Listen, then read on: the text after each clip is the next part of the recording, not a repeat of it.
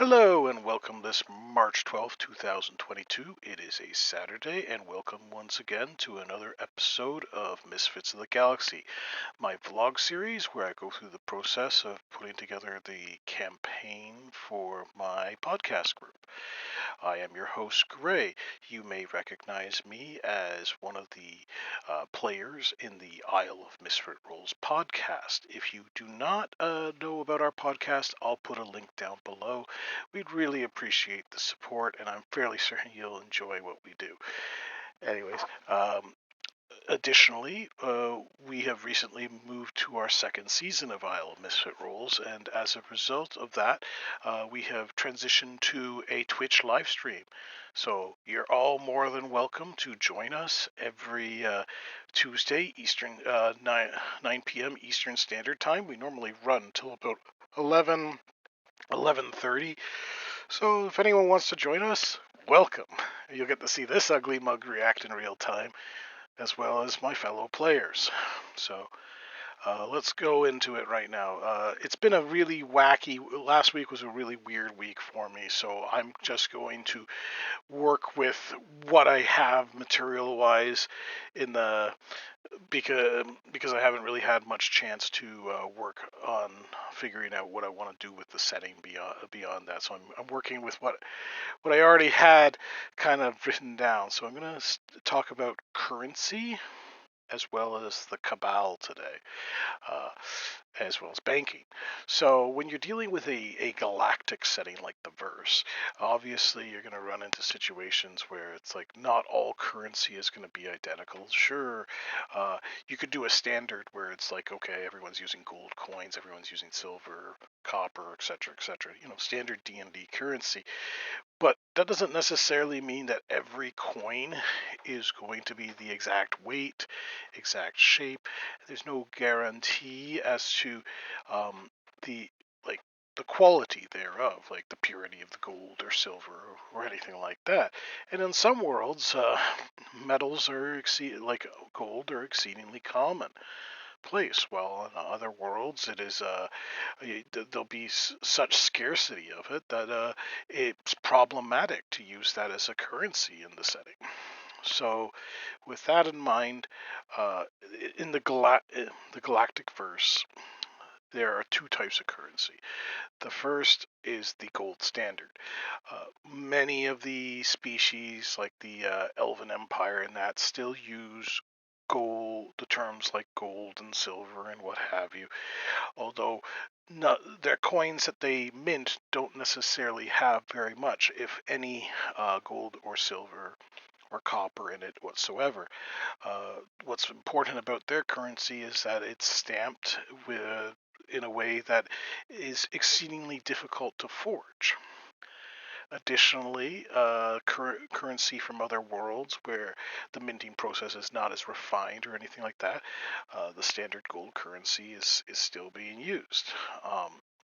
In, in these cases, there has to be a way that all these different currencies can sort of come together and come to some sort of exchange. And for that purpose, the halflings who have left their home world have turned turned banking into a lucrative business for them. They handle most of the banking exchanges throughout the verse, and what will happen is somebody will bring their money to them and give them to the halflings. In exchange, they will uh, give them galactic standard credit. The galactic standard credit is something that was developed by the halflings, and it effectively is easier to transport than a big pile of gold. But you are guaranteed, regardless as to where you go, that there will be.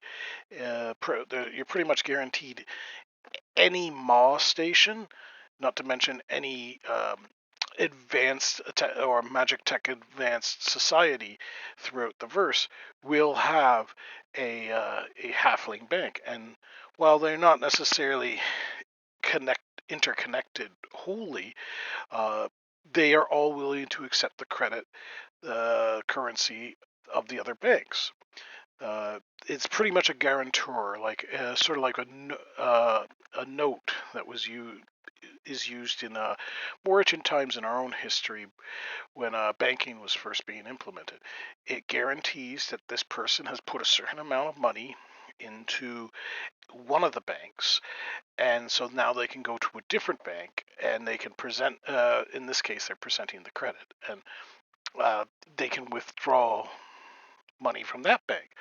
And every few month or two, the banks kind of communicate with one another, and larger quantities of hard currency get exchanged between one another. The credits themselves are a magitech device, very similar in shape to a gemstone, and many businesses that in Moss stations and the banking institutions and more advanced societies like the Elven Empire, and that they have effectively they have debit and credit machines where you can take your little credit crystal and you put it on device, and it withdraws a magical energy that they typically call quintessence from it, and it withdraws it from your crystal and imprints it onto another. Because you're dealing with a really refined version of magic, it's next to impossible to forge. Not to mention the fact they are exceedingly difficult to steal, as a drop of the drop of blood from the actual person who the crystal is imprinted upon is added to the formation of said crystal. Therefore, if they're not the one touching the crystal when you're trying to withdraw credit from it, it doesn't work. Now, there are quite a few workarounds, and I'm fairly certain players are going to figure out how they can work around this process. They might even figure out a way to how to create fake currency if they're the nefarious ne'er-do-wells, obviously. But I just think it's easier for the players to say, okay, rather than having a big pile of gold in my spaceship, I just have this little crystal that I'm working with that I can bring to stores and go, okay, I'm buying this, I'm buying that, I'm buying this other thing. Because, well, you can definitely store a lot of money in a bag of holding. I found that it's pretty ridiculous when a character goes out to buy something truly extravagant or expensive, and you're looking at putting down several thousand gold pieces. Could you imagine walking through a big town or a big city like Toronto or Washington, New York City, uh, Berlin, Paris, with a wad of cash that's a good 50,000, maybe $100,000. Walking around with that type of money on your person is an extremely dangerous situation. And and it seems to be very commonplace in the D&D setting where you'll have a character go from one place to another, uh, and they'll be carrying this sort of money. Meanwhile, in real life, even if I'm not even talking about getting mugged, but what happens if you lose your wallet? You misplace it. You sit down for a coffee and you accidentally leave your wallet on the on the coffee table. It's that can happen, and now you're out $100,000. It just doesn't make much sense to me. So, as I said, in this particular instance, I'm going with a credit system.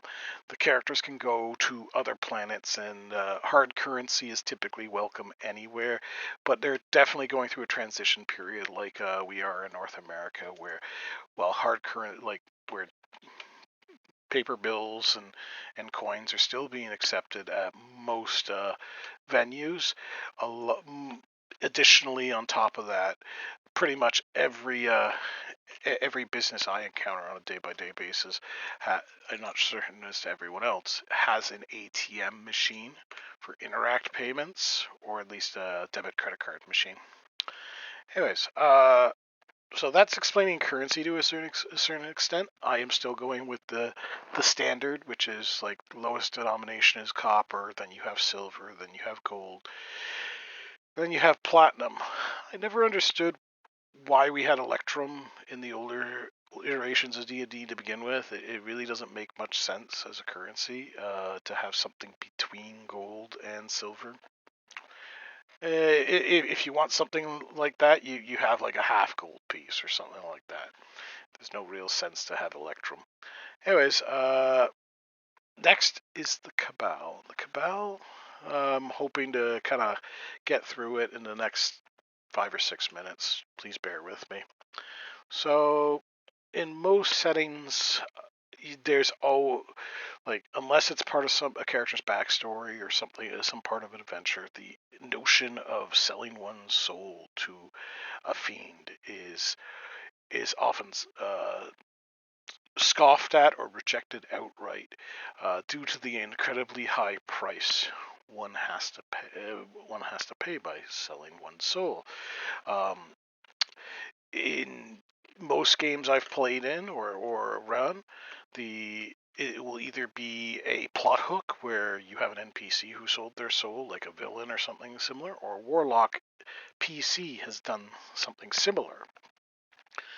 Well, in the verse, and that's what I'm calling the short version of Misfits of the Galaxy setting, there is a organization, a faction called the Cabal, and they're actually a bunch of literally soul-sucking lawyers.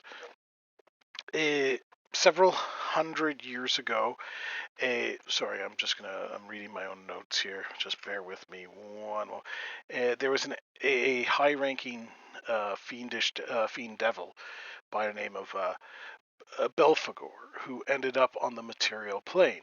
He took one look at how things were going from one planet one world to the next, as to like how wheeling and dealing and how purchasing souls and all these contracts were working, and he realized this was a terrible idea.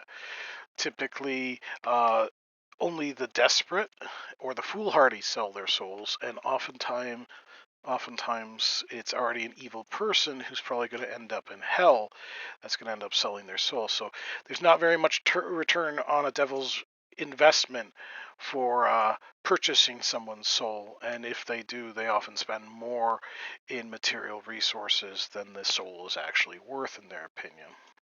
So instead, what he did was he founded an organization called the Cabal. The Cabal is filled with lawyers, barristers, advocates, and pretty much everyone that a whole bunch of people, contract writers, all these people who are specifically familiar with not just the laws that the verse in general share, but the unique nuances and legal systems of multiple planets, since one planet versus another may have completely different legal systems. And if you need a lawyer for something, their firm is more than willing to hire somebody to you. Their rates can be rather staggeringly high, but they're all very professional about it and everything else. The other thing, and they often win their cases since they are so familiar with the legal system. The other thing the Cabal does is it buys souls, but it doesn't buy them outright. Instead, they'll do something similar to, like, hey, I'll give you, you look like you're running into hard times. I will give you 1,000 gold pieces or 1,000 gold pieces in credit in exchange for a 5% share in your soul. They have actually quantified that souls can be shaved off a certain percentage at a time and belonging to hell or whatever other extraplanular afterlife the soul is being sold for. So, and when that individual dies, if they live a relatively good, depending on good life, or depending on what religion they adhere to, and what God chooses to bring them to one afterlife or another, what happens is that little bit of their soul kind of gets cut off, and it ends up getting tossed into hell. So it's the idea of you die, you're ascending to heaven, but you don't you don't ascend to higher heaven. Instead, it's like paradise is. It feels like paradise, but something's missing, and that's because part of you is in the nine pits somewhere. Um, a lot of people, like at first, a lot of people were very skeptical as to this entire idea that was put forward by the Cabal, but with the fact that many people in a fantasy setting have the ability to cast resurrection spells and bring people back from the dead who have gone to heaven or hell, uh, they've been able to report back, yeah, that they're quite genuine about this. They're not actually like selling 5% isn't going to send you to hell. It's going to send part of you to hell, sort of deal.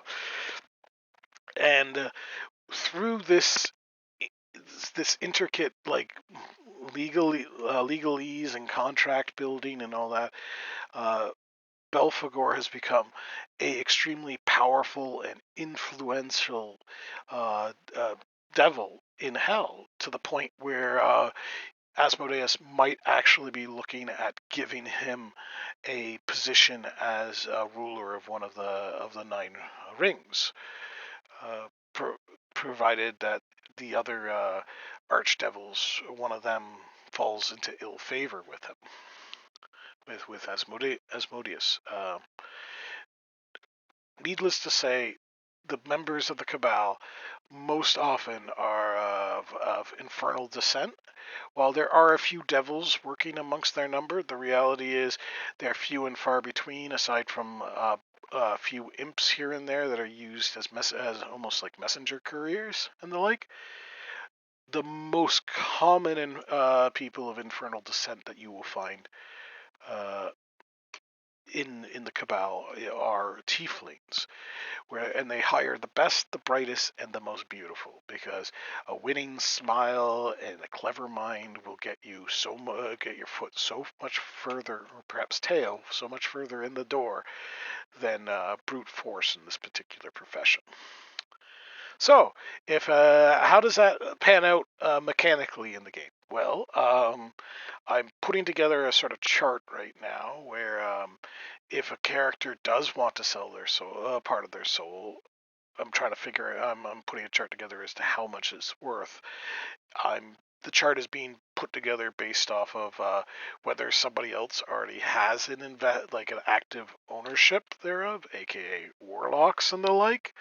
For example, if you're a warlock of the Archfey, it's going to be exceedingly difficult to sell part of one's soul if somebody else already has a controlling interest in it. In addition to that, I'm also kind of making the chart based off of levels, because I figure the level of a 20th level hero soul is, like, even a small portion of it is worth significantly more than a first level commoner per se. Anyways, uh, that also opens another can of worms, which is the soul exists in the setting, and religion and all that. I've spoken a little bit about religion with the Ave Ra, but maybe next week I'll go into a bit more, because I'm fairly certain people might be curious as to uh, how the gods all work in this setting, especially considering one world may have its own pantheon versus another. Um, Hopefully I can jump in, write some stuff up on that, and have it ready for next week. As I said, I do apologize. This one is a little bit kind of like it's kind of rush job, shoestrung together. It's been a rough week for me. I've had some personal issues. I don't want to get into details right now. But anyways, aside from that, I hope everyone enjoyed today's episode. Most of this content is a lot of it's been built upon what is available through in the Dark Matter setting by Mage Press. I will put a link down below to their content. It's fantastic. I strongly wish you recommend it. They have in no way endorsed this video whatsoever, or any of my other videos. I just love the content they put out for as a third party for 5e. It's an honest disappointment that like D&D Beyond does not permit you to like put some of the third, or they don't put out the third party content from some of the creators out there, because some of it is truly spectacular. I strongly recommend that you check them out. But until then, may your d20s always roll critical, and take care and be safe.